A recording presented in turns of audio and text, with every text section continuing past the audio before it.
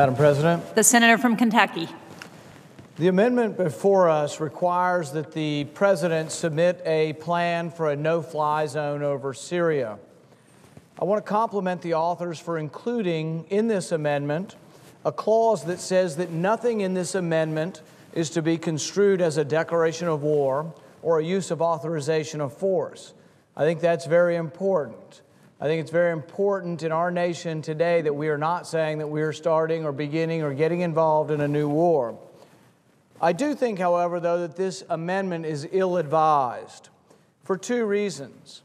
Number one, I don't think I know with certainty whether the Syrian rebels will be freedom-loving, tolerant, Constitution-toting believers in a Republican form of government, or whether they will institute an Islamic republic that will have no tolerance for Christians and no tolerance of people of any other faith. It still remains to be seen whether the secular government will be, whether a secular government will be established in Libya, Tunisia, or Egypt. There is the question, is Al-Qaeda more or less of a threat in Libya today since the rebels have won the civil war? I don't think we know for certain what a rebel government in Syria will do with the 1 million Christians who live in Syria. Since the Iraq War, hundreds of thousands of Christians have fled Iraq and gone to Syria. Apparently, Syria was seen as more of a tolerant nation than Iraq, even after the war. So will a rebel Islamic government in Syria tolerate or persecute Christians? Will a rebel Islamic government institute the death penalty for blasphemy, the death penalty for conversion, the death penalty for apostasy? Will we have true democracy? Will we have a secular government? Or will we have a Syrian rebel government that is less tolerant than what we currently have?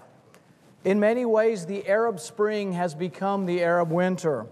In Egypt, we have a leader of Egypt from the Muslim Brotherhood. He was seen recently to cite and recite Amen as a radical cleric stood up and said, "Death to Israel." As a radical cleric stood up and said, "Death to Israel and anyone who supports them," the Muslim Brotherhood leader of Egypt that came out of the Arab Spring is nodding his head in assent and seen to be chanting Amen. Will the Syrian rebels seek peace with Israel or war? Will the Syrian rebels seek a secular government or one ruled by Sharia? I think there are many unknowns that we need to be asking ourselves before we involve ourselves in a civil war.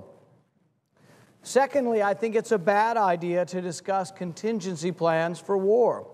While I'm in favor of the Senate retaining our prerogative to declare war, I believe that the details of the execution of war are in the purview of the executive. In other words, we do have the power to begin or to not begin a war. That is the power the Constitution gave us. But I don't think the Constitution intended to have 535 generals. I don't think it intended to have us explicitly talking about every contingency plan for every possible war in every corner of the globe. Our Defense Department no doubt has contingency plans for a ballistic missile attack on the United States, for conventional land invasion, for naval or air encounters throughout the world. But we don't necessarily openly discuss them or encourage them. I don't think it's best to openly discuss these plans for defending against attack, and especially not for involving ourselves in a civil war. Our nation and our soldiers are weary of war. Our nation yearns for leaders who will strive to keep us out of war. Our nation yearns for leaders who are reluctant to begin a new war or get involved in a new war. I hope my colleagues today will not encourage a rush to war, but publicly clamoring for a plan to become involved in Syria's civil war. Thank you, Madam President.